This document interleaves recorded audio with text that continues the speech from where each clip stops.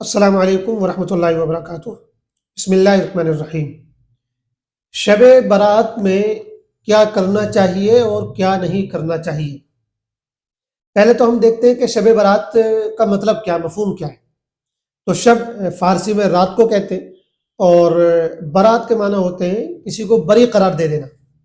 تو شب برات کا مطلب ہوا وہ رات جس میں گناہ گاروں کو ان کے گناہوں سے بری قرار دے دیا جاتا ہے، یعنی ان کے گناہ معاف کر دیے جاتے ہیں۔ یہ جو رات ہے جو 14 شعبان کے بعد آتی ہے، اور جس کے بعد میں 15 شعبان ہوتی ہے، 14 اور 15 شعبان کے بیچ کی جو رات ہوتی ہے اس کو شب برات کہا جاتا ہے۔ اس رات کی فضیلت کے سلسلے میں مختلف صحابہ سے احادیث مروی ہیں۔ مفتی تقی عثمانی صاحب دامت برکاتہم کی تحقیق کے مطابق تقریباً 10 صحابہ کرام سے یہ احادیث مروی ہیں۔ اس لیے بعض لوگ جو یہ بات کہتے ہیں کہ بھئی اس کی فضیلت میں کوئی صحیح حدیث نہیں ہے، تو ان کی بات درست نہیں ہے۔ اگرچہ کوئی مکمل صحیح حدیث تو موجود نہیں ہے، لیکن جب کسی چیز کی فضیلت کے سلسلے میں کئی صحابہ کرام سے روایات موجود ہوں، اگرچہ وہ صحیح درجے کی نہ ہو، تو ان کی کوئی نہ کوئی حقیقت ہوتی ہے۔ محدثین کا اصول ہے کہ کئی ضعیف احادیث مل کر بھی جو ہے وہ قابل قبول درجے تک پہنچ جاتی ہیں۔ تو اس لیے یہ نہیں کہا جا سکتا ہے کہ اس رات کی بالکل فضیلت ثابت نہیں ہے۔ یہی وجہ ہے کہ ہمارے بزرگوں کا، علماء کا اور سلف کا یہ معمول رہا ہے کہ وہ اس رات میں عبادت کرتے تھے، ذکر و اذکار کرتے تھے، نوافل پڑھتے تھے۔ یہ ان کا معمول رہا ہے اور ایک زمانے سے چلا آ رہا ہے، شروع دور سے چلا آ رہا ہے۔ تو یہ کوئی ایسی چیز نہیں ہے جو بالکل بعد میں ایجاد کر لی گئی ہو۔ تو جو لوگ اس کی فضیلت کا بالکل انکار کرتے ہیں ان کا نقطہ نظر درست نہیں معلوم ہوتا ہے۔ اسی طرح جو ہمارے ہاں اس رات میں ہو ہا مچائی جاتی ہے، پٹاخے اور اس طرح کی حرکتیں کی جاتی ہیں، آتش بازیاں کی جاتی ہیں، اور ہمارے نوجوان لڑکے بائکوں پر، موٹر سائیکلوں پر گھومتے ہیں اور نہ جانے کیا کچھ کرتے ہیں، تو یہ بات بھی صحیح نہیں ہے۔ یہ طریقہ بھی کسی بھی اعتبار سے اسلامی طریقہ نہیں ہو سکتا ہے۔ اس رات میں ہمارے یہاں سمجھا جاتا ہے کہ جاگنا جو ہے وہ ثواب کا کام ہے، لیکن یاد رکھیے کہ صرف جاگنے میں کوئی ثواب نہیں ہے۔ آپ جاگے ہیں اور ڈھابوں پر بیٹھے ہیں، بائکوں پر جو ہے گھومتے پھر رہے ہیں، اس کا اتنا سا بھی کوئی ثواب نہیں ہے۔ جہاں یہ کہا جاتا ہے کہ جاگنے کا ثواب ہے، وہاں جاگنے سے مراد ہوتا ہے عبادت کرنے کا ثواب ہے۔ تو اگر آپ اس رات میں عبادت کرنا چاہتے ہیں تو یقیناً یہ ایک اچھی بات ہے۔ اور پھر دوسری بات یہ، ہمارے یہاں لوگوں نے اس رات کی عبادت میں نئی نئی چیزیں نکال لی ہیں۔ کوئی کہتا ہے کہ فلاں خاص طریقے سے نماز پڑھو گے تو یہ ملے گا، فلاں خاص طریقے سے کوئی ذکر کرو گے تو یہ ملے گا۔ ایسا بھی کچھ نہیں ہے۔ اس رات میں نہ کوئی خاص نماز ثابت ہے، نہ کوئی خاص ذکر و اذکار ثابت ہے۔ جو بھی آپ کو توفیق مل جائے نماز پڑھیے، جو عام طریقہ نماز پڑھنے کا، آپ 2 رکعت نفل پڑھیے، 4 رکعت نفل پڑھیے، 10 رکعت پڑھیے، 20 رکعت پڑھیے۔ تو 2 رکعت کر کے بھی پڑھ سکتے ہیں اور 4 رکعت کر کے بھی پڑھ سکتے ہیں، اور ان رکعت میں کوئی سی بھی آپ صورت پڑھ سکتے ہیں جو بھی آپ کو یاد ہے قرآن کے اندر سے، کہیں سے بھی کوئی خاص صورت پڑھنا ثابت نہیں ہے، کسی خاص طرح کی نماز پڑھنا ثابت نہیں ہے۔ تو یہ دوسری بات ہے جو ہمارے یہاں لوگوں میں غلط فہمی پھیل گئی ہے۔ تیسری ہمارے یہاں یہ غلط فہمی پائی جاتی ہے کہ اس رات میں مردوں کی روحیں ہمارے گھروں میں آتی ہیں۔ یہ بھی بالکل بے سند بات ہے، یعنی بے دلیل بات ہے، اس کی کوئی حقیقت نہیں ہے۔ سوچنے والی بات ہے کہ بھئی جو لوگ اس دنیا سے جا چکے ہیں، جو مردہ ہو چکے ہیں، ان کی روحیں کیوں آئیں گی؟ اگر وہ نیک لوگ تھے اور اللہ تعالیٰ ان کو جنت کی نعمتیں عطا فرما رہا ہے، تو وہ جنت کی نعمتیں چھوڑ کر ہمارے ہاں کیوں آئیں گے، دنیا میں کیوں آئیں گے؟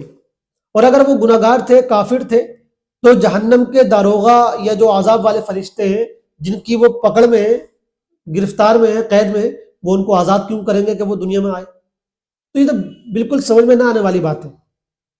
اسی طرح بعض ہمارے بھائی بہنیں اس دن خاص طور سے حلوہ بناتے ہیں، کوئی خاص ڈش بناتے ہیں، یہ بھی کسی بھی اعتبار سے سمجھ میں آنے والی بات نہیں ہے۔ تو کوئی خاص پکوان بنانا، حلوہ بنانا یا کوئی خاص ڈش بنانا، اس کی بھی کوئی حقیقت نہیں ہے۔ البتہ یہ رات فضیلت والی رات ہے، تو اس میں ہمیں نیک کاموں پر فوکس کرنا چاہیے، عبادت پر توجہ دینی چاہیے۔ کس طرح کے ہم کام کر سکتے ہیں، کس طرح کی عبادتیں کر سکتے ہیں؟ تو ایک بات تو یہ کہ حضور پاک علیہ السلام سے ایک حدیث میں یہ بات ثابت ہے کہ آپ علیہ السلام قبرستان تشریف لے گئے تھے۔ تو ہمارے علماء یہ کہتے ہیں کہ چونکہ حضور پاک سے پوری زندگی میں صرف ایک مرتبہ قبرستان جانا ثابت ہے اس رات میں، تو کبھی کبھار آپ جو ہے قبرستان جا سکتے ہیں اس رات میں. ہر سال اس کو معمول نہیں بنانا چاہیے کہ آپ جو ہے ہر سال اس رات میں قبرستان جائیں، یہ مناسب نہیں ہے. کسی سال چلے گئے، کسی سال نہیں گئے، تو اس طرح اگر کوئی آدمی قبرستان جاتا ہے تو انشاءاللہ اس کو اس کا ثواب ملے گا. رات میں عبادت کی اور جو جہاں تک باتیں ہیں تو آپ نوافل پڑھیں، قرآن کی تلاوت کریں، درود شریف پڑھیں، استغفار کریں، توبہ کریں. یہ سارے کام ہم کر سکتے ہیں، ان کی پوری اجازت ہے اور ان سب کا انشاءاللہ ثواب ملے گا. جو احادیث اس کی فضیلت میں ثابت ہے ان میں جو بنیادی بات ہے وہ یہ کہی گئی ہے کہ اس رات اللہ تعالیٰ جو ہے آسمان دنیا پر تشریف لاتے ہیں، یعنی اللہ تعالیٰ اپنی شان کے مطابق، مراد یہ ہے کہ اللہ تعالیٰ توجہ فرماتے ہیں اور گناہ گاروں کی بخشش فرما دیتے ہیں. جو بھی معافی مانگنے والے ہوتے ہیں، استغفار کرنے والے ہوتے ہیں، اللہ تعالیٰ سب کی مغفرت فرما دیتے ہیں. کچھ لوگ ہیں جن کی مغفرت نہیں ہوتی ہے. ایک تو شرک کرنے والے کی مغفرت نہیں ہوتی ہے، ایک ان لوگوں کی مغفرت نہیں ہوتی جو آپس میں ایک دوسرے سے کینہ رکھتے ہیں. جس کے دل میں کینہ ہوتا ہے اپنے مسلمان بھائی کے لیے، اس کی بھی مغفرت نہیں ہوتی ہے. اور بعض روایت سے یہ معلوم ہوتا ہے کہ جو والدین کی نافرمانی کرتے ہیں ان کی بھی مغفرت نہیں ہوتی ہے. تو اس طرح کے کچھ لوگوں کے بارے میں آتا ہے کہ اللہ تعالیٰ ان لوگوں کی مغفرت نہیں فرماتے ہیں. تو اگر ہمارے اندر اس طرح کا کوئی عیب ہے، اس طرح کی کوئی برائی ہے، تو اس سے اپنے آپ کو دور رکھنے کی کوشش کریں، اس سے اپنے آپ کو بچانے کی کوشش کریں. جہاں تک اگلے دن کے روزے کی بات ہے، 15 تاریخ کا روزہ، یعنی اس رات کے بعد تو دن آنے والا ہوتا ہے، تو خاص 15 شعبان کا روزہ یہ حدیث سے ثابت نہیں ہے. اور حضور پاک علیہ السلام کا صرف 15 شعبان کے روزے کے سلسلے میں کوئی ارشاد صحیح روایت سے منقول نہیں ہے. البتہ یہ بات ثابت ہے کہ حضور پاک علیہ السلام ہر مہینے کی 13، 14، 15 تاریخ کو روزہ رکھتے تھے. تو اس اعتبار سے اگر کوئی 15 تاریخ کا روزہ رکھ لیتا ہے تو انشاءاللہ اس کو ثواب مل جائے گا. امید یہی ہے کہ اللہ تعالیٰ اس کو روزے کا انشاءاللہ ثواب عطا فرمائیں گے.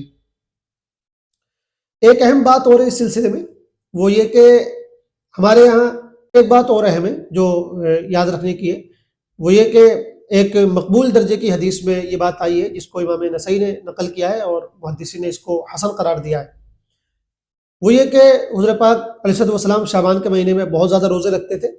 تو حضرت اسامہ بن زید کہتے ہیں کہ میں نے پوچھا کہ آپ اس مہینے میں کیوں اتنے زیادہ روزے رکھتے ہیں؟ تو آپ نے ارشاد فرمایا کہ یہ وہ مہینہ ہے جس میں بندوں کے اعمال رب العالمین کے سامنے پیش کیے جاتے ہیں. تو میں یہ چاہتا ہوں کہ میرے اعمال اس حالت میں پیش کیے جائیں کہ میں روزے سے ہوں. تو اس سے بہرحال اتنی بات ثابت ہوتی ہے کہ یہ جو مہینہ ہے، اس مہینے میں بندوں کے اعمال رب العالمین کے سامنے پیش کیے جاتے ہیں. اور یہ بھی ممکن ہے کہ یعنی پورے مہینے کے اندر کوئی خاص دن ہو جس دن وہ اعمال پیش کیے جاتے ہوں، اور ممکن ہے کہ وہ 15 تاریخ ہی ہو. تو چونکہ حدیث میں دن کی تعین نہیں کی گئی ہے، تو اس اعتبار سے بھی اگر کوئی روزہ رکھنا چاہے تو انشاءاللہ امید ہے کہ اللہ تعالیٰ اس کو ثواب عطا فرمائیں گے. بہرحال تو اس دن میں کوئی خاص عبادت اس طرح کی ثابت نہیں ہے. اور دوسری ایک بہت اہم بات یہ کہ باقاعدہ جو ہے لوگوں کو دعوت دے کر اور منصوبے بنا کر رات جاگنا، اس کی بھی کوئی فضیلت نہیں ہے. تنہائی کی عبادتیں ہیں، جو آدمی اپنے اپنے طور پہ کر سکتا وہ کرے. باقاعدہ لوگوں کو بلانا اور اس کے لیے کوئی دعوت دینا اور اس کو باقاعدہ سیلیبریٹ کرنا، اس کی کوئی گنجائش نہیں ہے. ہمارے یہاں اسلام میں جو نفل عبادتیں ہیں وہ زیادہ تر خلوت کی عبادتیں ہیں، تنہائی کی عبادتیں ہیں. تو بہرحال فضیلت والی رات ہے، ہم لوگ پوری کوشش کریں کہ اس میں زیادہ سے زیادہ نیک عمل کریں، خوب استغفار کریں، توبہ کریں اور اپنے گناہوں کی اللہ تعالیٰ سے معافی مانگیں. اللہ تعالیٰ ہم سب کو اس رات کی صحیح قدر کرنے کی توفیق عطا فرمائے. آمین. والسلام علیکم ورحمۃ اللہ وبرکاتہ.